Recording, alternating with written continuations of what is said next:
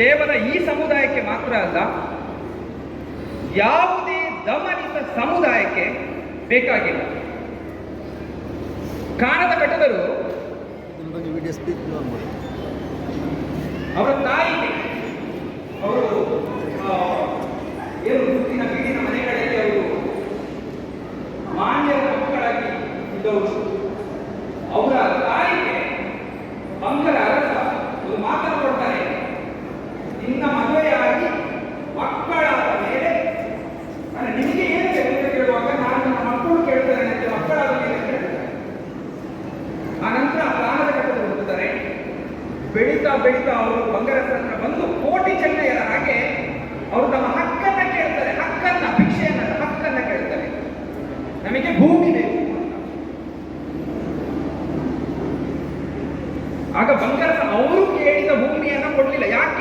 ಯಾಕೆ ಕೊಡ್ಲಿಲ್ಲ ಅಂದ್ರೆ, ಇವತ್ತು ಅವರು ಕೇಳಿದ ಭೂಮಿಯನ್ನ ಕೊಟ್ರೆ ನಾಳೆ ನಮ್ಮ ಪಟ್ಟವನ್ನ ಕೇಳ್ತಾರೆ ಅಂತ. ಇದನ್ನೇ ಕೋಟಿ ಜನರಿಗೆ ಕೂಡ ಮಾಡಿದ್ದು. ಅದಕ್ಕೆ ಅವರು ಕೋಟಿ ಜನರು ಬೀಡನ್ನ ಬಿಟ್ಟು ನಾವಿನ್ನು ಪರ್ಮಲೆಗೆ ಬರುವುದಿಲ್ಲ ಅಂತ ಗಡಿ ಹಾಕಿ ಹೋದ್ರು. ಆದ್ರೆ ಕಾಣದ ಕಟ್ಟದರು ಹಾಗೆ ಮಾಡಲಿಲ್ಲ. ನೀವು ಕೊಟ್ಟ ಭೂಮಿಯನ್ನ ನಮಗೆ ಕೊಡಿ ಅಂತ ಕೇಳ್ತಾರೆ. ಆಗ ಬಂಗರಸ ಕಾಣದ ಕಟ್ಟದರು ಕೇಳಿದ ಭೂಮಿಯನ್ನ ಕೊಡ್ತಾರೆ. ಗುಡ್ಡೆ ಭೂಮಿ. ಆ ಗುಡ್ಡೆ ಭೂಮಿಯನ್ನ ಅದರಲ್ಲಿ ಉಳುಮೆಯನ್ನು ಮಾಡಿ ಅದನ್ನು ಕಡ್ದು ಗದ್ದೆಯನ್ನು ಮಾಡ್ತಾರೆ. ಯಾವ ಸಮುದಾಯಕ್ಕೆ ಕೃಷಿಯನ್ನ ಮಾಡುವುದಕ್ಕೆ ಬಿಡ್ಲಿಲ್ವೋ ಆ ಸಮುದಾಯದ ಇಬ್ಬರು ವೀರರು ಗುಡ್ಡೆಯನ್ನು ಕಡಿದು ಗದ್ದೆಯನ್ನು ಮಾಡಿ ಉಳುಮೆ ಮಾಡೋದಕ್ಕೆ ಹೋಗ್ತಾರೆ. ಆಗ ಅವರಿಗೆ ಭತ್ತ ಕೊಡುದು ಯಾರು? ಬೀಜ ಹಾಕ್ಬೇಕಲ್ಲ. ಬೀಜ ಕೊಡ್ಲಿಲ್ಲ. ಅವರಿಗೆ ಬೀಜ ಕೊಡ್ಲಿಲ್ಲ. ಅವರು ಏನ್ ಮಾಡ್ತಾರೆ ಅಂದ್ರೆ, ಘಟ್ಟಕ್ಕೆ ಹೋಗಿ ಅತಿಕಾರಿಯ ಬೀಜವನ್ನು ತರ್ತಾರೆ. ಅತಿಕಾರಿಯ ಬೀಜವನ್ನ ತುಳುನಾಡಿನಲ್ಲಿ ಸತ್ಯದ ಬುಳೆ ಅಂತ ಹೇಳ್ತಾರೆ. ಸತ್ಯದ ಬೀಜ ಅದು. ಅದನ್ನ ಹಿಡಿದು ಪ್ರಮಾಣ ಮಾಡ್ತಾರೆ.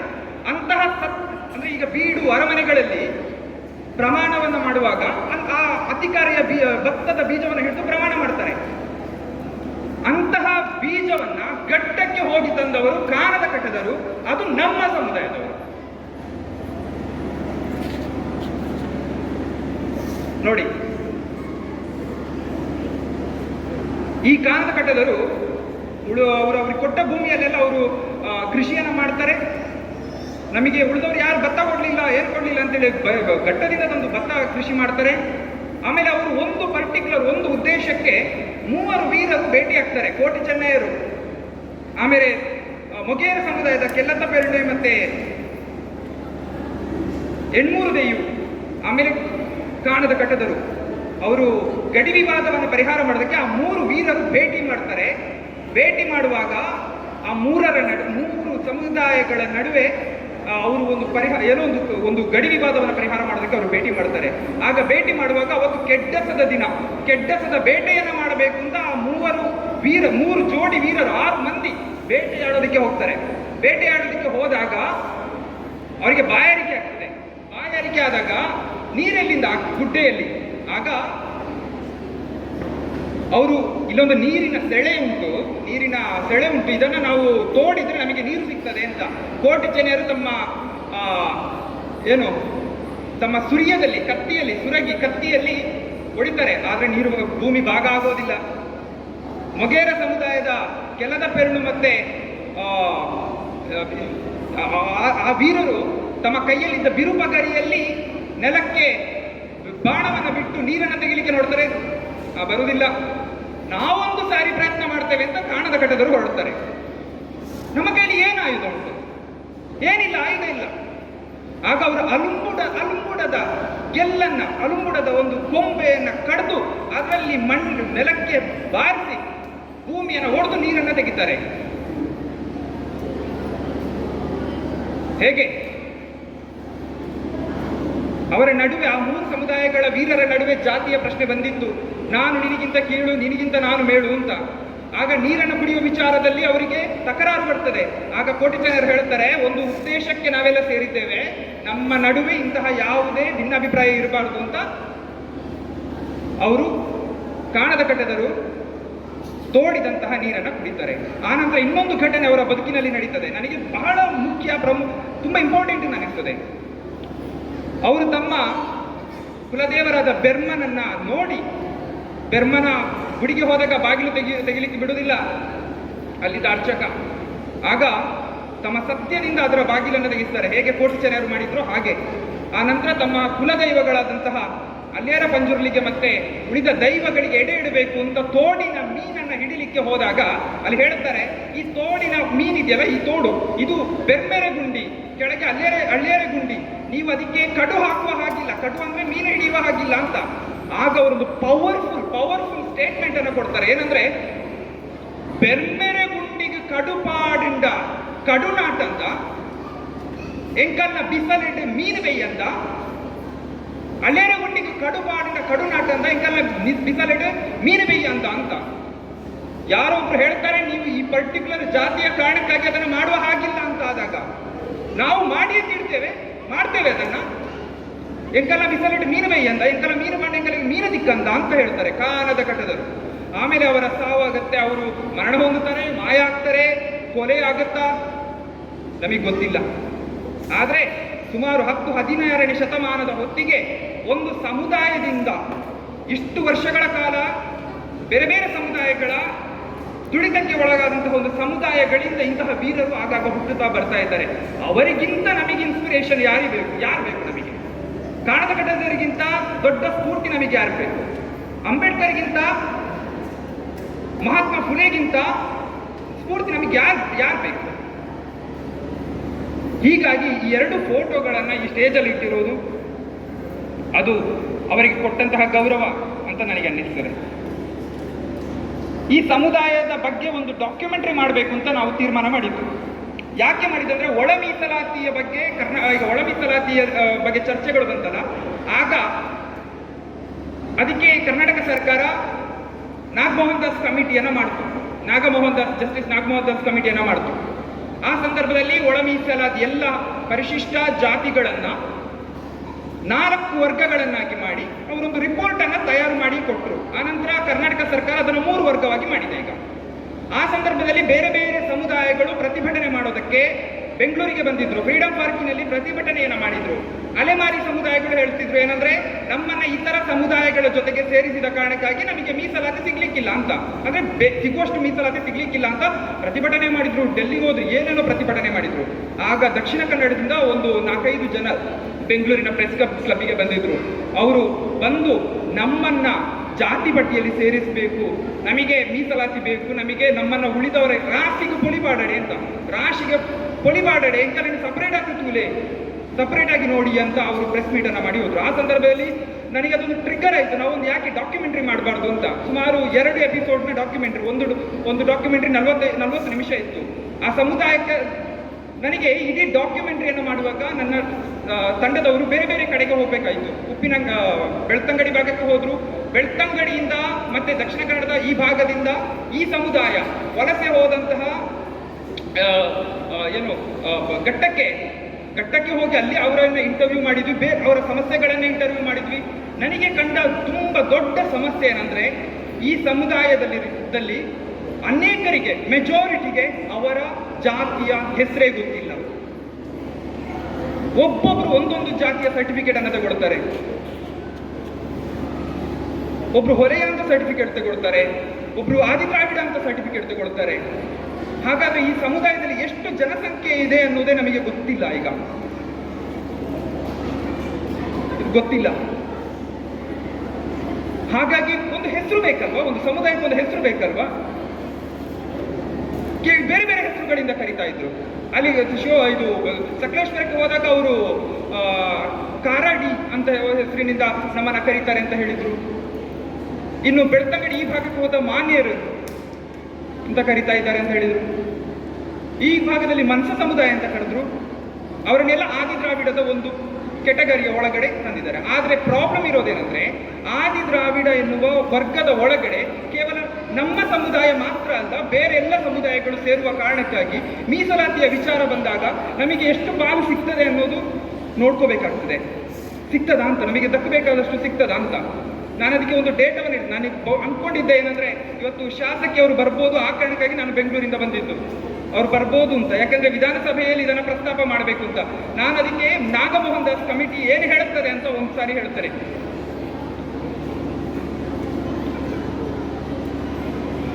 ನೋಡಿ, ಆದಿ ದ್ರಾವಿಡ ಎನ್ನುವ ಪದವನ್ನ ಮೊದಲ ಬಾರಿಗೆ 1921ರ ಜನಗಣತಿಯ ಹೊತ್ತಿಗೆ 1921ರ ಜನಗಣತಿಯಲ್ಲಿ ಆದಿ ದ್ರಾವಿಡ ಅನ್ನುವ ಪದವನ್ನು ಸಾರ್ವತ್ರಿಕವಾಗಿ ಬಳಸಿದ್ರು 31ರಲ್ಲಿ. 21ರಲ್ಲಿ ಹೊಲೆಯ, ಮಾದಿಗ ಎನ್ನುವ ಪದಗಳನ್ನು ಬಳಸ್ತಾ ಇದ್ರು ಬ್ರಿಟಿಷ್ ಸರ್ಕಾರ. ಆನಂತರ ಆದಿ ದ್ರಾವಿಡ ಎನ್ನುವ ಪದವನ್ನು ಮೆಡ್ರಾಸ್ ಪ್ರೆಸಿಡೆನ್ಸಿಯಲ್ಲಿ ಬಳಸಿದ್ರು, ಅಂದ್ರೆ ತಮಿಳುನಾಡಿನ ಸರ್ಕಾರಗಳು ಬ್ರಿಟಿಷ್ ಟೈಮಲ್ಲಿ. ಅದನ್ನೇ ಮೈಸೂರು ಸರ್ಕಾರವು ತಂತು. ಆಗ ಬೇರೆ ಬೇರೆ ಸಮುದಾಯಗಳನ್ನ ಆದಿ ದ್ರಾವಿಡ, ಆದಿ ಕರ್ನಾಟಕ, ಆದಿ ಆಂಧ್ರ ಅಂತ ತಂದ್ರು. ಈಗ ನೋಡಿ, ಆದಿ ದ್ರಾವಿಡ ಎನ್ನುವ ಸಮುದಾಯದ ಒಳಗಡೆ ಅರುಂಧತಿಯಾರ್ ಅಂತ ಒಂದು ಸಮುದಾಯ ಬರ್ತದೆ, ಪರಯ್ಯರ್ ಸಮುದಾಯ ಬರ್ತದೆ. ನಾಗಮೋಹನ್ ದಾಸ್ ಕಮಿಟಿಯ ರಿಪೋರ್ಟ್ನಲ್ಲಿ ಏನು ಹೇಳ್ತದೆ ಅಂದ್ರೆ, ಆದಿ ದ್ರಾವಿಡರು ಯಾರು ಅಂತ ಹೇಳಿದ್ರೆ ಕನ್ನಡ ಮತ್ತು ತಮಿಳು ಮತ್ತು ಸ್ವಲ್ಪ ಸ್ವಲ್ಪ ಕನ್ನಡ ಮಾತನಾಡುವವರು ಆದಿ ದ್ರಾವಿಡರು ಅಂತ. ಹಾಗಿದ್ರೆ ತುಳು ಮಾತನಾಡುವ ನಾವು ಎಲ್ಲಿದ್ದೇವೆ? ಆದಿ ಕರ್ನಾಟಕ ಅಂದ್ರೆ ಕನ್ನಡ ಮಾತನಾಡುವವರು, ಆದಿ ಆಂಧ್ರ ಅಂದ್ರೆ ತೆಲುಗು ಮಾತನಾಡುವವರು, ನಾವು ಎಲ್ಲಿದ್ದೇವೆ? ಅವರು ಸಜೆಷನ್ ಕೊಡ್ತಾರೆ ಏನಂದ್ರೆ, ಅದಕ್ಕಿಂತ ಮೊದಲು ಜಸ್ಟಿಸ್ ಸದಾಶಿವ ಆಯೋಗ ಕಮಿಟಿಯ ಒಂದು, ಆದ್ರೆ ಸುಮಾರು ಸಮುದಾಯಗಳು ಹೇಳಲಿಲ್ಲ. ಅವ್ರಿಗೆ ಗೊತ್ತೇ ಇಲ್ಲ, ಸುಮಾರು ಸಮುದಾಯಕ್ಕೆ ಅವ್ರು ಯಾವ ಸಮುದಾಯಕ್ಕೆ ಸೇರ್ತಾರೆ ಅಂತ ಗೊತ್ತಿಲ್ಲ. ಆಗ ಏನಾಯ್ತು ಅಂದ್ರೆ, ಸುಮಾರು 4 ಲಕ್ಷದಷ್ಟು ಜನರು ಆದಿ ದ್ರಾವಿಡರ ಒಳಗೆ ಬಂದರು. ಆದಿ ದ್ರಾವಿಡ ಅನ್ನುವಾಗ ಈಗ ಅದು ಏನಾಗಿದೆ ಅಂದ್ರೆ, ಆದಿ ದ್ರಾವಿಡದ ಒಳಗೆ ಬೇರೆ ಬೇರೆ ಸಮುದಾಯಗಳು ಮಿಕ್ಸ್ ಆಗಿದ್ದಾವೆ. ಸೊ ಅದಕ್ಕಾಗಿ 2011ರ ಜನಗಣತಿಯಲ್ಲಿ 7,95,620 ಆದಿ ದ್ರಾವಿಡರಿದ್ರು ಕರ್ನಾಟಕದಲ್ಲಿ. ಇಲ್ಲಿ ಇದೊಂದು ಪ್ರತ್ಯೇಕ ಜಾತಿ ಅಲ್ಲ, ಇದೊಂದು ಗುಂಪು, ಒಂದು ಜಾತಿಗಳ ಒಂದು ಗುಂಪು ಅಂತ ಹೇಳ್ತಾರೆ ನಾಗಮೋಹನ್ ದಾಸ್ ಕಮಿಟಿ ರಿಪೋರ್ಟ್. 2011ರ ಜಸ್ಟಿಸ್ ಸದಾಶಿವ ಕಮಿಟಿ ಸಮೀಕ್ಷೆ ಮಾಡ್ತದೆ. ಅದರಲ್ಲಿ ಆದಿ ದ್ರಾವಿಡ, ಆದಿ ಆಂಧ್ರ, ಆದಿ ಕರ್ನಾಟಕ ಅಂತ ಹೇಳ್ಕೊಂಡವರ ಒಳ ಜಾತಿಯನ್ನ ಕಡ್ಡಾಯವಾಗಿ ನಮೂದು ಮಾಡಬೇಕು ಅಂತ ಆ ಕಮಿಟಿ ಹೇಳುತ್ತದೆ. ಆದರೆ 22,864 ಜನರು ತಮ್ಮ ಒಳ ಜಾತಿಯನ್ನು ಮೆನ್ಷನ್ ಮಾಡಲಿಲ್ಲ ಕಮಿಟಿಯಲ್ಲಿ. ಹಾಗಾಗಿ ಅವರೆಲ್ಲ ಆದಿ ದ್ರಾವಿಡ ಅಂತ ಆದ್ರು ಅಥವಾ ಆದಿ ಕರ್ನಾಟಕ ಅಂತ ಆದ್ರು. ನಾಗಮೋಹನ್ ದಾಸ್ ಕಮಿಟಿ 25 ಮೇ ತಿಂಗಳಲ್ಲಿ ಅದನ್ನ ಸರ್ಕಾರಕ್ಕೆ ಹೊಸ ಸಮೀಕ್ಷೆಯನ್ನು ಅದು ಆರಂಭ ಮಾಡ್ತದೆ. ಅದರಲ್ಲಿ ಕರ್ನಾಟಕದಲ್ಲಿರುವ ಸರ್ಕಾರದ ಅಧಿಕೃತ ಜಾತಿ ಪಟ್ಟಿಯಲ್ಲಿ 101 ಜಾತಿ ಉಂಟು. 101 ಜಾತಿ. ಆ 101 ಜಾತಿಯಲ್ಲಿ ಆದಿ ದ್ರಾವಿಡವಿದೆ, ಆದಿ ಕರ್ನಾಟಕ ಇದೆ, ಆದಿ ಎಲ್ಲ ಇದ್ದಾವೆ. ಆದರೆ ಇವರು ಸಮೀಕ್ಷೆಯನ್ನು ಮಾಡುವಾಗ 25ರ ಮೇ ತಿಂಗಳಲ್ಲಿ ಸಮೀಕ್ಷೆಯನ್ನು ಮಾಡುವಾಗ ಕಡ್ಡಾಯವಾಗಿ ನೀವೆಲ್ಲ ನಿಮ್ಮ ಒಳ ಜಾತಿಯನ್ನ ಹೇಳ್ಕೊಳ್ಬೇಕು ಅಂತ ಹೇಳಿದರು. ಆದರೆ ಆ ಸಮೀಕ್ಷೆ ಆದಿ ರಿಪೋರ್ಟ್ ಬಂದ ನಂತರ, ಮೊನ್ನೆ ರಿಪೋರ್ಟ್ ಬಂದ ಮೇಲೆ ಕೂಡ 4,75,954 ಜನ ಆದಿ ದ್ರಾವಿಡರು ಅಂತ ನಮೂದು ಮಾಡಿದ್ದಾರೆ, ಒಳ ಜಾತಿಯನ್ನು ಹೇಳ್ಕೊಂಡಿಲ್ಲ. ಇದು ಕರ್ನಾಟಕದಲ್ಲಿರುವವರು. ಏನ್ ಹೇಳ್ತಾರೆ ಈ ಕಮಿಟಿ ಅಂದ್ರೆ, ಅದರ ರಿಪೋರ್ಟು, ಇವರು ತಮ್ಮ ಮೂಲ ಜಾತಿಯನ್ನು ಹೇಳ್ಕೊಂಡಿಲ್ಲ, ಕೆಲವರಿಗೆ ಮೂಲ ಜಾತಿ ಯಾವುದು ಅಂತ ಗೊತ್ತಿಲ್ಲ, ಇನ್ನು ಅನೇಕರಿಗೆ ಮೂಲ ಜಾತಿಯ ಹೆಸರು ಗೊತ್ತಿದೆ ಆದರೆ ಅದನ್ನು ಹೇಳ್ಕೊಳ್ಳೋದಿಲ್ಲ. ಆದರೆ ಅವರ ಜಾತಿಯ ಹೆಸರು ಕರ್ನಾಟಕ ರಾಜ್ಯದ ಪರಿಶಿಷ್ಟ ಜಾತಿಗಳ ಅಧಿಕೃತ ಪಟ್ಟಿಯಲ್ಲಿ ಇಲ್ಲ.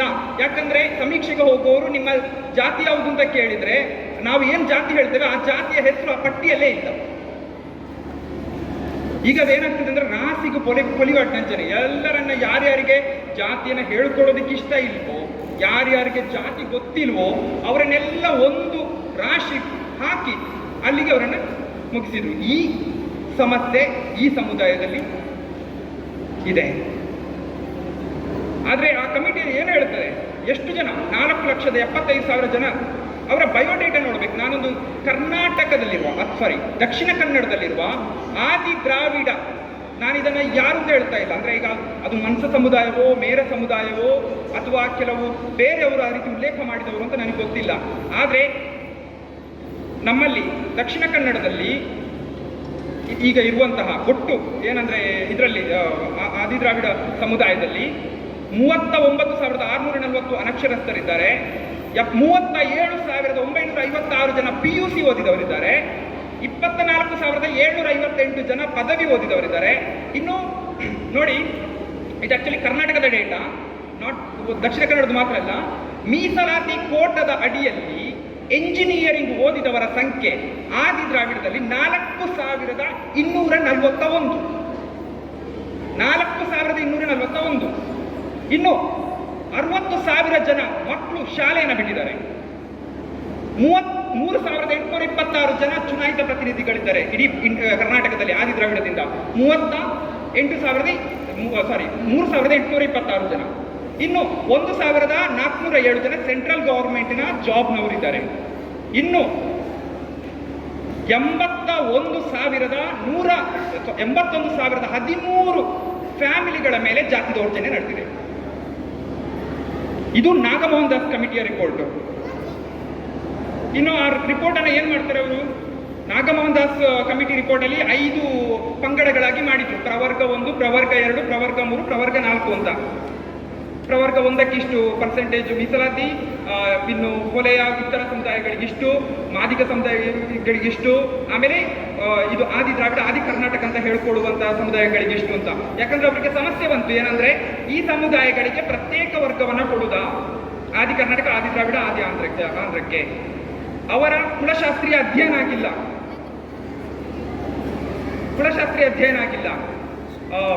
ನೋಡಿ, ಎಲ್ಲ ಸಮುದಾಯಗಳ ಕುಲಶಾಸ್ತ್ರೀಯ ಅಧ್ಯಯನ ಆಗಬೇಕು, ಕರ್ನಾಟಕ ಸರ್ಕಾರ ಅದನ್ನು ಮಾಡ್ತಾ ಇಲ್ಲ. ಈ ಸಮೀಕ್ಷೆ ಬರುವ ಮೊದಲೇ ಹೇಳಿದ್ರು ಇದೇ ಸಮುದಾಯದ ನಾಯಕರು ಎಲ್ಲರೂ ಹೇಳಿದ್ರು ಏನಂದ್ರೆ ನಾವು ಅದನ್ನ ಆಡ್ ಮಾಡಬೇಕು ಜಾತಿಯ ಹೆಸರನ್ನ ಅಂತ. ಆದ್ರೆ ಸರ್ಕಾರ ಕುಲಶಾಸ್ತ್ರೀಯ ಅಧ್ಯಯನವನ್ನ ಮಾಡಲಿಲ್ಲ. ಈಗ ಏನಾಗ್ತದೆ, ಇದೇ ಕಾಂಗ್ರೆಸ್ ಸರ್ಕಾರ 3 ಗುಂಪುಗಳಾಗಿ ಅದನ್ನು ವರ್ಗೀಕರಣ ಮಾಡ್ತದೆ. 18 ಜಾತಿಗಳಿರುವ ಎಡಗೈ ಸಮುದಾಯಗಳಿಗೆ 6%, 20 ಜಾತಿಗಳಿರುವ ಮೇಲ್ಗೈ ಸಮುದಾಯಕ್ಕೆ 6%, ಇನ್ನು 63 ಜಾತಿಗಳಿರುವ ಸಮುದಾಯಕ್ಕೆ 5% ಮೀಸಲಾತಿಯಿಂದ ಮಾಡಿದ್ದಾರೆ. ಇದನ್ನ ಬಹುತೇಕ ಎಲ್ಲರೂ ಒಪ್ಪಿಕೊಂಡಿದ್ದಾರೆ. ಇದು ಅಲೆಮಾರಿ ಸಮುದಾಯಗಳು ಇದರ ವಿರುದ್ಧ ಪ್ರತಿಭಟನೆಯನ್ನು ಮಾಡ್ತಾ ಇದ್ದಾರೆ. ಆದ್ರೆ ಈಗ ಅಂದ್ರೆ ಹೇಗಂದ್ರೆ ಮಾದಿಗ, ಮೊಗೇರ ದಂತಹ ಎಡಗೈ ಸಮುದಾಯಕ್ಕೆ 6%, ಹೊಲೆಯ, ಆದಿ ಆಂಧ್ರ, ಆದಿ ದ್ರಾವಿಡ, ಆದಿ ಕರ್ನಾಟಕದಂತಹ ಬಲಗೈ ಸಮುದಾಯಗಳಿಗೆ 6%, ಮುಂಡಾಲ, ಪಂಬದ, ಬೋವಿ, ಬಂಜಾರ, ಲಂಬಾಣಿ, ಬಾಕುಡದಂತಹ ಸಮುದಾಯಗಳಿಗೆ 5%, ಇನ್ನು ಅಲೆಮಾರಿ ಸಮುದಾಯಗಳಿಗೆ ಅವರನ್ನ ಎಲ್ಲ ಸಮುದಾಯಗಳೊಟ್ಟಿಗೆ ಸೇರಿಸುವುದರಿಂದ ಅವರಿಗೆ ಪ್ರತಿಭಟನೆಯನ್ನು ಮಾಡ್ತಾ ಇದ್ದಾರೆ. ಸೊ ಆದ್ರೆ ನಾಗಮೋಹನ್ ದಾಸ್ ಕಮಿಟಿಯಲ್ಲಿ ಆದಿ ದ್ರಾವಿಡ, ಆದಿ ಆಂಧ್ರ, ಆದಿ ಕರ್ನಾಟಕಕ್ಕೆ ಪ್ರವರ್ಗ ಗುಂಪು 5 ಅಂತ ಮಾಡಿ 1% ಮೀಸಲಾತಿಯನ್ನು ಕೊಟ್ಟಿದ್ರು. ಇದು ಒಟ್ಟಾರೆ ನನಗೆ ಕಂಡಿರುವಂತಹ ಸಮಸ್ಯೆ. ಬಹುಶಃ ಇದನ್ನ ದಲಿತ ಸಂಘರ್ಷ ಸಮಿತಿಯಂತಹ ಒಂದು ಸಂಘಟನೆಗಳು, ಮುಖಂಡರು ಅವರು ಅದನ್ನ ವಿಶ್ಲೇಷಣೆಯನ್ನ ಮಾಡಿ ಅದನ್ನ ಗಂಭೀರವಾಗಿ ಅವರು ತಗೊಳ್ತಾರೆ ಅಂತ ನಾನು ನಂಬಿದ್ದೇನೆ. ಹಾಗೆ ನಾನಿವತ್ತು ಶಾಸಕ ಇರ್ಬೋದು ಅಂತ ಅನ್ಕೊಂಡಿದ್ದೆ. ಅವರು ಈ ಪ್ರಶ್ನೆಯನ್ನು ಎತ್ತಬಹುದು ಅಂತ. ಯಾಕಂದ್ರೆ ಇಲ್ಲಿ ಕರ್ನಾಟಕದಲ್ಲಿ ನೋಡಿ, ಕೊಡಗಿನಲ್ಲಿ ಕೆಂಪಟ್ಟಿಗಳು ಇನ್ನು ಅವರು ಕ್ಲಿಯರ್ ಆಗಿ ಹೇಳ್ತಾರೆ, ಯಾರು ನಾಗಮೋಹನ್ ದಾಸ್, ಏನಂದ್ರೆ ಇಲ್ಲಿ ದಕ್ಷಿಣ ಕನ್ನಡದಲ್ಲಿ ಮನ್ಸ ಸಮುದಾಯ ಮತ್ತೆ ಮೇರ ಸಮುದಾಯ ಮತ್ತು ಆಚೆ ರಾಯಚೂರು, ತುಮಕೂರು ಭಾಗದಲ್ಲಿ ಮಾದಿಗ, ದಾಸರಿಯ ಇನ್ನೊಂದು ಸಮುದಾಯ, ಈ ಸಮುದಾಯಗಳನ್ನ ಅವುಗಳ ಕುಲಶಾಸ್ತ್ರೀಯ ಅಧ್ಯಯನ ಆಗಿಲ್ಲ, ಅವರನ್ನ ಜಾತಿ ಪಟ್ಟಿಯಲ್ಲಿ ಹೇಗೆ ಸೇರಿಸಬೇಕು ಅನ್ನೋದು ಗೊತ್ತಿಲ್ಲ, ಅವರನ್ನ ಜಾತಿ ಪಟ್ಟಿ 101 ಜಾತಿಗಳ ಪಟ್ಟಿಯಲ್ಲಿ ಸೇರಿಸಬೇಕು, ಅವರನ್ನ ಅಧಿಕೃತವಾಗಿ ಒಂದು ಇಂಡಿಪೆಂಡೆಂಟ್ ಜಾತಿ ಅಂತ ಪರಿಗಣಿಸಬೇಕು.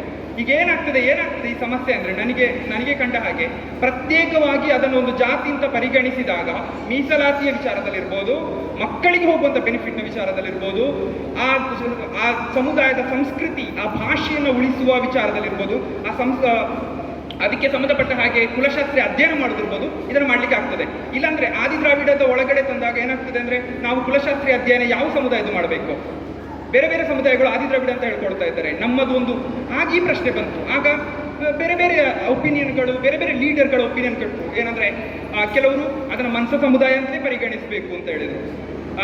ಈಗ ಡಿಕೈರ್ ಅಂತ ಲೀಡರ್, ದೊಡ್ಡ ಲೀಡರ್ಗಳಿದ್ರು ಅವಾಗ. ಡಿಕೈಯ ಮೊದಲ ಬಾರಿಗೆ ಅವರು ಈ ಸಮುದಾಯದ ಬಗ್ಗೆ ಪುಸ್ತಕವನ್ನು ಬರೆದವರು. ಅಲ್ಲಲ್ಲಿ ಬಿಡಿ ಲೇಖನಗಳಿದ್ವು, ಈಗಲೂ ಕೆಲವರು ಲೇಖನಗಳು ಬರ್ತವೆ. ಅದು ಬಿಟ್ರೆ ನೀವು ಗೂಗಲಲ್ಲಿ ಸರ್ಚ್ ಮಾಡಿ, ನನಗೆ ಈ ಸಮಸ್ಯೆ, ನೀವು ಗೂಗಲಲ್ಲಿ ಸರ್ಚ್ ಮಾಡಿ, ಈಗ ಒಬ್ಬ ಅರೆ ಭಾಷೆ ಗೌಡ ಅಂತ ಸರ್ಚ್ ಮಾಡಿ, ನಿಮಗೆ ಸಿಗ್ತದೆ.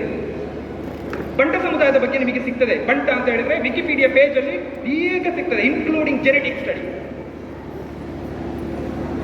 ಅಥವಾ ಬ್ರಾಹ್ಮಣ ಸಮುದಾಯದ ಬಗ್ಗೆ ಯಾವುದಾದ್ರೂ ಒಂದು ಜಾತಿಯನ್ನು ಹಾಕಿ ನೀವು ಸರ್ಚ್ ಮಾಡಿ ಗೂಗಲಲ್ಲಿ, ನಿಮಗೆ ಸಿಗ್ತದೆ. ಆದ್ರೆ ನಮ್ಮ ಸಮುದಾಯದ ಮಾಹಿತಿ ಎಲ್ಲಿದೆ? ಎಲ್ಲೂ ಸಿಗ್ತಾ ಇಲ್ಲ. ನೀವು ಆದಿ ದ್ರಾವಿಡ ಅಂತ ಹೇಳಿದ್ರೆ ಅದು ಬೇರೆ ಬೇರೆ ಸಮುದಾಯಗಳದ್ದು ಬರ್ತದೆ. ಇನ್ನು ಮನ್ಸ ಸಮುದಾಯ ಅಂತ ಹೇಳಿದ್ರೆ ಈ ಸಮುದಾಯದ ಬಗ್ಗೆ ಬಂದಿರುವ ಕೆಲವು ಲೇಖನಗಳು ಮತ್ತೆ ಪ್ರೆಸ್ ರಿಪೋರ್ಟ್ಗಳು ಬಂದಿದ್ದಾವೆ ಹೊರತು ಒಂದು ವಿಕಿಪೀಡಿಯಾ ಪೇಜ್ ಇಲ್ಲ ಅದಕ್ಕೆ. ಅಂದರೆ ನಾಳೆ ಈ ಸಮುದಾಯದ ಒಬ್ಬ ಹುಡುಗ MA ಮಾಡಿ ನನಗೆ PhD ಮಾಡಬೇಕು, ನಾನು ಈ ಸಮುದಾಯದ ಸಂಸ್ಕೃತಿಯನ್ನು ದಾಖಲಿಸಬೇಕು, ಅದರ ಒಂದು ಸೋಷಿಯೋ ಎಕನಾಮಿಕಲ್ ಸ್ಟಡಿ ಮಾಡಬೇಕು ಅಂತಾಗಿದ್ರೆ ಮಾಹಿತಿ ನಾವು ಎಲ್ಲಿದೆ? ನಾನು ಅನ್ಕೊಂಡಿದ್ದೆ ಶಾಸಕಿಯವರು ಇಲ್ಲಿದ್ದರೆ ಇದನ್ನು ಗಮನಿಸ್ತಾರೆ. ಯಾಕಂದರೆ ಅವರಿಗೆ ಬಹಳ ದೊಡ್ಡ ಒಂದು ಆಪರ್ಚುನಿಟಿ ಇದೆ. ಏನಂದರೆ ದಕ್ಷಿಣ ಕನ್ನಡದಲ್ಲಿ ಅಥವಾ ಅವರ ಕ್ಷೇತ್ರ ಇಡೀ ಸುಳ್ಯ ತಾಲೂಕಿನಲ್ಲಿ ದಲಿತ ಸಮುದಾಯಗಳಿಗೆ ಮಾಡ್ಬೋದಂತಹ ಏನೇನು ಕೆಲಸಗಳನ್ನು ಮಾಡ್ಬೋದು, ಆ ಸಮುದಾಯಗಳಿಗೆ ಸಂಬಂಧಪಟ್ಟ ಹಾಗೆ ವಿಪುಲವಾಗಿ ಮಾಡುವಂತಹ ಅವರಿಗೆ ಎಲ್ಲ ಚಾನ್ಸ್ ಇದೆ ಇಲ್ಲಿ ಸಮುದಾಯಗಳಿಗೆ. ನಾನು ಅವರು ಬೇರೆ ಬೇರೆ ಏನು ಮಾಡ್ತಾರೆ, ಎಲ್ಲರೂ ಮಾಡ್ತಾರೆ, ಬೇರೆ ಬೇರೆ ಇದು ಮಾಡ್ತಾರೆ ಅವರು, ಅಂದರೆ ಎಲೆಕ್ಟೆಡ್ ಮೆಂಬರ್ಸ್ ಅಂದರೆ ಹಾಗೆ. ಆದರೆ ಒಂದು ಸಮುದಾಯದ ಬಗ್ಗೆ ನೋಡುವಾಗ ನನಗೆ ಇಂತಹ ಸಮುದಾಯಗಳನ್ನು ಉಳಿಸಬೇಕು, ಯಾಕೆ ಅಂತ ಪ್ರಶ್ನೆ ಬರ್ತದೆ. ನೋಡಿ, ಇವತ್ತು ಕೊರಗ ಸಮುದಾಯದ ಬಗ್ಗೆ ಸ್ಟಡೀಸ್ಗಳು ಬರ್ತಾ ಇದ್ದಾವೆ. ಯಾಕಂದರೆ ಇಂಟರ್ನ್ಯಾಷನಲ್ ಲೆವೆಲಲ್ಲಿ ಆ ಸಮುದಾಯದ ಬಗ್ಗೆ ಅದನ್ನು ಉಳಿಸುವ ಬಗ್ಗೆ, ಅವರ ಭಾಷೆಯನ್ನು ಉಳಿಸುವ, ಅವರು ಪ್ರತ್ಯೇಕ ಭಾಷೆಯನ್ನು ಮಾತಾಡ್ತಾರೆ, ಅದನ್ನು ಉಳಿಸುವ ಬಗ್ಗೆ ಬೇರೆ ಬೇರೆ ಜೆನೆಟಿಕ್ ಸ್ಟಡಿ ಮಾಡುವ ವಿಜ್ಞಾನಿಗಳು ಅಧ್ಯಯನ ಮಾಡ್ತಾ ಇದ್ದಾರೆ. ಆ ಭಾಷೆಯನ್ನು ಸ್ಟಡಿ ಮಾಡೋದಕ್ಕೆ ಭಾಷಾಶಾಸ್ತ್ರಜ್ಞರು ಬಂದು ಸ್ಟಡಿ ಮಾಡ್ತಾ ಇದ್ದಾರೆ. ಎನಪೋಯ ಮತ್ತು ಮಂಗಳೂರು ಯೂನಿವರ್ಸಿಟಿ ಅವರೊಂದು ಸ್ಟಡಿ ಮಾಡಿದ್ರು ಕೊರಗ ಸಮುದಾಯದ್ದು. ಅತ್ಯಂತ ಹಿಂದುಳಿದ, ಅದು ST ಸಮುದಾಯ. ಅದು ಬಹಳ ನೋವಾಗುತ್ತೆ. ಅದನ್ನು ನಾನು ಇಂಟರ್ನ್ಶಿಪ್ ಮಾಡುವಾಗ ಆ ಸಮುದಾಯದ ಜೊತೆ ಸ್ವಲ್ಪ ಕೆಲಸ ಮಾಡಿದ್ದೆ. ಆದರೆ it's beautiful community, just like ನಮ್ಮ ಸಮುದಾಯದ ಹಾಗೆ. ಅದೇ ಪ್ಯೂರಿಟಿ ಏನಂದ್ರೆ, ನಿಮಗೆ ನಾನು ಹೇಳ್ತೇನೆ, ನಿಮಗೆ ಅಪ್ಪಟ ತುಳು ಬೇಕು ಅಂದ್ರೆ ಬೇರೆ ಭಾಷೆ ಇನ್ಫ್ಲೂಯೆನ್ಸ್ ಇಲ್ಲದೆ, ಇಂಡೋ ಆರ್ಯನ್ ಭಾಷೆಯ ಪ್ರಭಾವ ಇಲ್ಲದ ಒಂದು ತುಂಬಾ ಹಳೆಯದಕ್ಕೆ ಹತ್ತಿರ ಇರುವ ಒಂದು ತುಳು ಬೇಕು ಅಂತಾಗಿದ್ರೆ ಅದನ್ನ ಆದಿದ್ರಾವಿಡ ಮನ್ಸ ಸಮುದಾಯದಿಂದ ತಗೊಳ್ಬಹುದು. ಯಾಕಂದ್ರೆ ಅವರು ಮಾತನಾಡುವ ತುಳು ಇಟ್ಸ್ ವೆರಿ ಪ್ಯೂರ್. ಅದರಲ್ಲಿ ನಾನು ಕೇಳಿದೆ, ಆ ಭಾಷೆನ ಕೇಳುವಾಗ ನನಗೆ ಇವರು ತುಳು ಮಾತಾಡ್ತಾ ಇದ್ದಾರೆ, ಅದೊಂದು ಇಂಡಿಪೆಂಡೆಂಟ್ ಲ್ಯಾಂಗ್ವೇಜ್ ಅಂತ ಡೌಟ್ ಬಂತು. ನಾನು ಈ ಬೆಳ್ತಂಗಡಿ ಕಡೆಗೆ ಮಾತಾಡೋದನ್ನು ಕೇಳುವಾಗ ಬಳಕೆ ಮಾಡುವ ಪದಗಳು ಬಹಳ ವಿಶೇಷ ಇತರ ತುಳು ಭಾಷಿಗರಿಗಿಂತ. ಇನ್ನು ಕೊರಗ ಭಾಷೆ ಸಪರೇಟ್ ಭಾಷೆ, ಅದನ್ನು ಸೊ ಅದಕ್ಕೆ ಏನು ಮಾಡಿದ್ರು, ಎನಪೋಯದವರು ಒಂದು ಸ್ಟಡಿ ಮಾಡಿ, ಜೆನೆಟಿಕ್ ಸ್ಟಡಿ ಮಾಡಿದ್ರು. 2 ತಿಂಗಳ ಹಿಂದೆ ಅದರ ರಿಸರ್ಚ್ ಪೇಪರನ್ನು ಬಿಟ್ಟರು.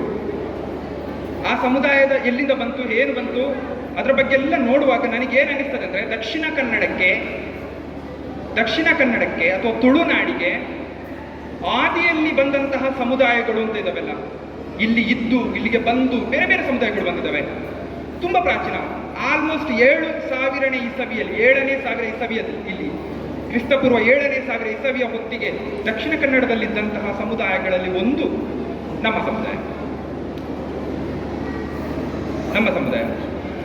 ಅದನ್ನು ಜೆನೆಟಿಕ್ ಸ್ಟಡೀಸ್ ಮಾಡಿದರೆ ನಮಗೆ ಗೊತ್ತಾಗ್ಬೋದು. ಆದರೆ ಅದನ್ನು ಮಾಡೋಷ್ಟು ನಾನು ಅದ್ರ ಎಕ್ಸ್ಪರ್ಟ್ ಅಲ್ಲ, ಅಥವಾ ಬೇರೆ, ಬಿಕಾಸ್ ಅದು ಆ ಸಮುದಾಯಕ್ಕೆ ಬಿಟ್ಟದ್ದು. ಆದರೆ ಆ ಪ್ರಾಚೀನವಾದ ಸಮುದಾಯವನ್ನು ಉಳಿಸಬೇಕು.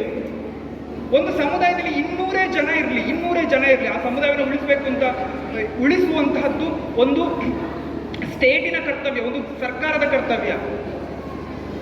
ಅಂಡಮಾನಿನಲ್ಲಿ ಒಂದು ಜಾತಿ ಇತ್ತು, ಒಂದು ಸಮುದಾಯ ಇತ್ತು, ಒಬ್ಬ ಮಹಿಳೆ ಇದ್ದದ್ದು ಆ ಭಾಷೆಯನ್ನು ಮಾತನಾಡಲಿಕ್ಕೆ, ಒಬ್ಬ ಮಹಿಳೆ.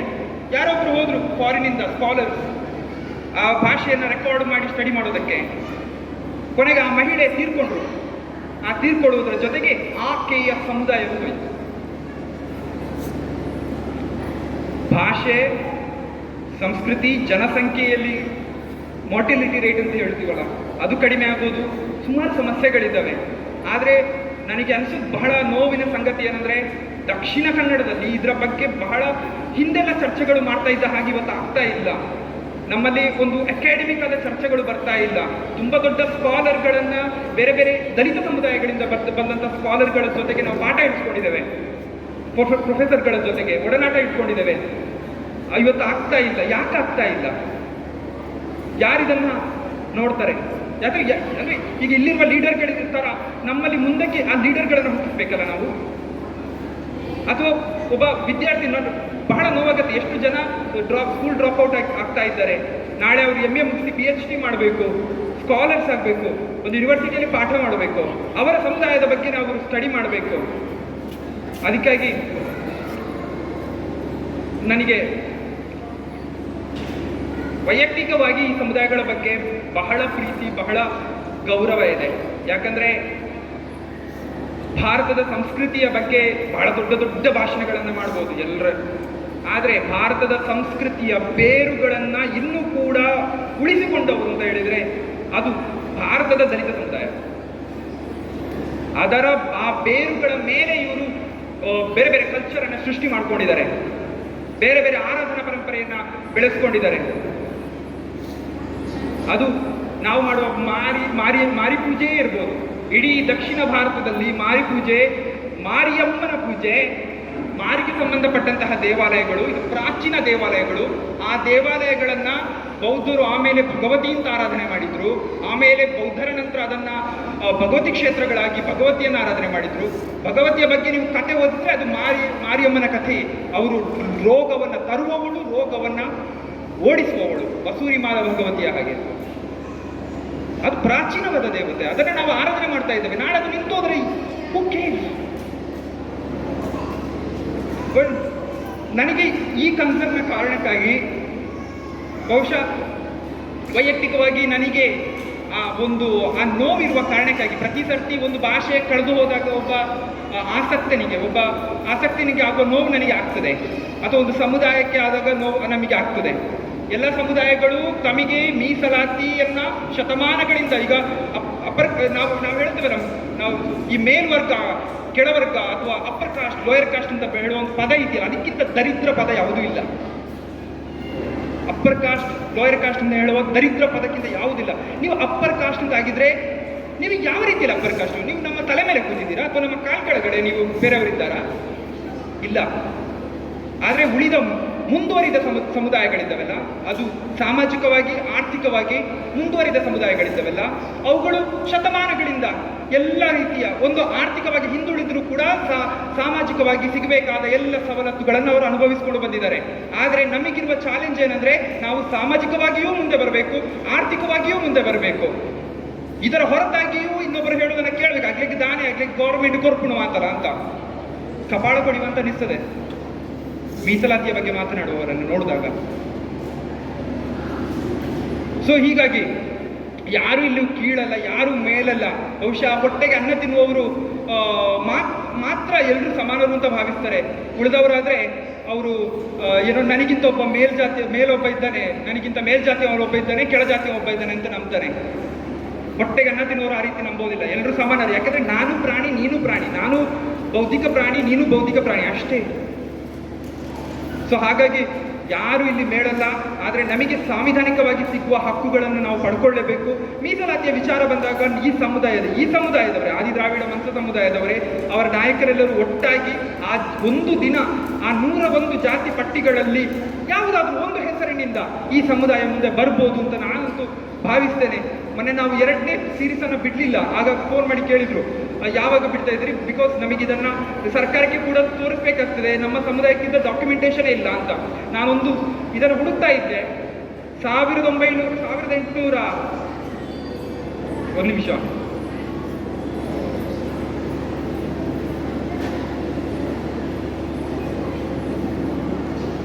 ಈ ತುಂಬಾ ಹಳೆಯದಾದ ಯಾವ ಡಾಕ್ಯುಮೆಂಟ್ ಇದೆ ಅಂತ ಈ ಸಮುದಾಯದವರು ಹುಡುಕ್ತಾ ಇದ್ದಾರೆ. ಎಲ್ಲಿದೆ ಸಮುದಾಯದ ಹೆಸರನ್ನು ಉಲ್ಲೇಖ ಮಾಡಿದಂತ ವಿ ಕೆ ಸಿಂಗ್ದು ಆಂಥ್ರೋಪಾಲಜಿಕಲ್ ಸ್ಟಡಿಯನ್ನ ಇಟ್ಕೊಂಡು ಒಂದು ಬುಕ್ಕಿನ ಬಗ್ಗೆ ಅವರು ನೋಡ್ತಾ ಇದ್ದಾರೆ. ಆದರೆ ಎಲ್ಲಿದೆ ಅಂತ ಕೇಳ್ತಿದ್ದಾರೆ. ಆ ಸಮುದಾಯದ ಹೆಸರೇ ಇಲ್ಲ. ಇಲ್ಲೊಂದು ಬ್ರಿಟಿಷ್ ಡಾಕ್ಯುಮೆಂಟ್ ಇದೆ. ಬ್ರಿಟಿಷ್ ಡಾಕ್ಯುಮೆಂಟಲ್ಲಿ ರೆಫರೆನ್ಸ್ ರಿಪೋರ್ಟಲ್ಲಿ ಒಂದು ಮಾತು ಬರ್ತದೆ. ಏನಂದ್ರೆ, ಸೊ ರೀಸೆಂಟ್ಲಿ 1919ರಲ್ಲಿ however the Holeyas of Dakshina ಕನ್ನಡದ ಹೊಲೆಯರು offered their thanks to the Lord Pentaland and Madras government for giving them the name of Panchamas. ಏನಂದ್ರೆ, ಪೆಂಟಾಲ್ಯಾಂಡ್ ಅವನು 1918-20 ಈ ಸಮಯದಲ್ಲಿ ಅವನು ಮೆಡ್ರಾಸ್ನ ಗವರ್ನರ್ ಆಗಿದ್ದ. ಅವನಿಗೆ ದಕ್ಷಿಣ ಕನ್ನಡದ ಹೊಲೆಯ ಸಮುದಾಯದವರು ನಮ್ಮನ್ನ ಪಂಚಮರು ಅಂತ ಪರಿಗಣಿಸಿ ಅಂತ ಅವರು ಹೋಗಿ ರಿಕ್ವೆಸ್ಟ್ ಮಾಡಿದ್ರು ಅಂತ.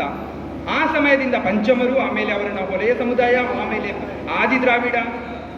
ಆದರೆ ಇವತ್ತು ನಮಗೆ ಏನು ಬೇಕಾಗಿದೆ? ಬಹುಶಃ ಅದು ನನಗೆಲ್ಲ, ಆ ಸಮುದಾಯಕ್ಕೆ ಏನು ಬೇಕಾಗಿದೆ?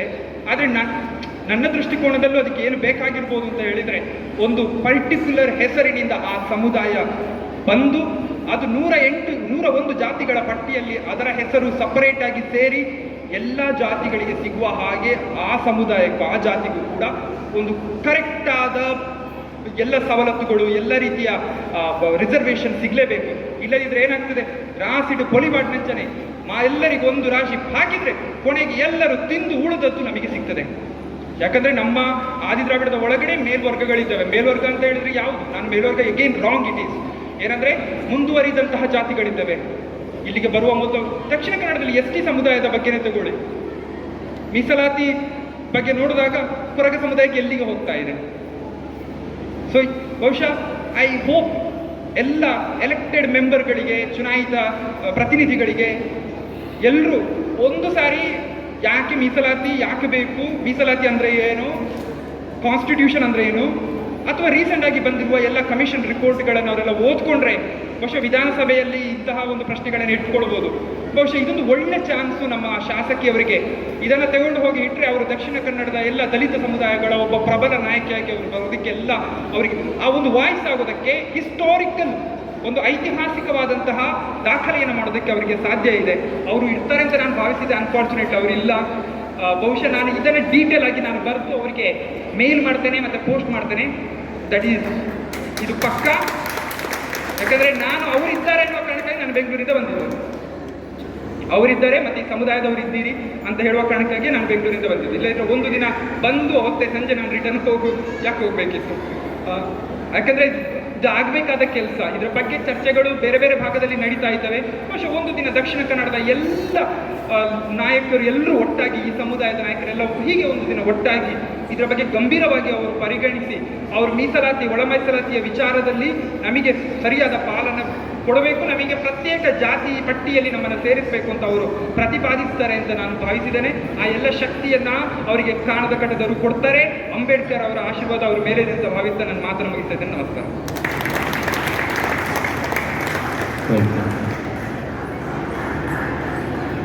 ಆದಿದ್ರಾವಿಡ ಸಮುದಾಯದ ಬಗ್ಗೆ ಅಭಿಮಾನವನ್ನು ವ್ಯಕ್ತಪಡಿಸುತ್ತಾ ಬಹುಶಃ ನಾನು